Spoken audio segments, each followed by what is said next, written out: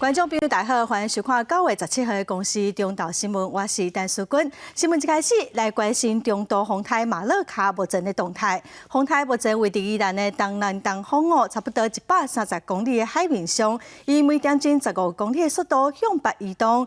七级风的暴风半径是180公里哦，暴风圈会愈来愈靠近台湾。为今仔透早9点时，宜兰花莲已经有明显的降雨，气象局提醒哦，下晡风雨会开始影响到北部地区。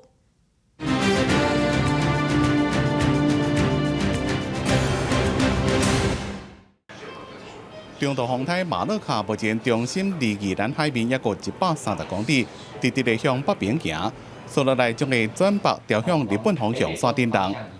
伫咧暴风圈慢慢地往近到东半部，今仔日透早到即马，已经伫咧宜兰花莲带来正明显的降雨，中南部的山区也受到影响。气象局也有预伫今仔日下昼风台离台湾上瓦近，影响上明显。那它在北上的过程当中，东半部，尤其是东北部跟东部是迎风面，风雨其实是比较早起来，从昨天晚上一直到现在断续都有下雨。那宜兰也出现了比较显著的雨势。但是像西半部地区的话，由于它的外围环流已经在我们中部山区，其实有造成一些雨势。自下昼开始，北部地区平均的风速会达到6、7级，北北区可能会出现9级到11级的强风。气象局估计，马勒卡所带来总雨量，伫咧北北区甲桃竹苗平均的降雨伫100到200毫米之间，山区上悬会达到300毫米。只有宜兰的山区要特别注意，总雨量有可能到400毫米。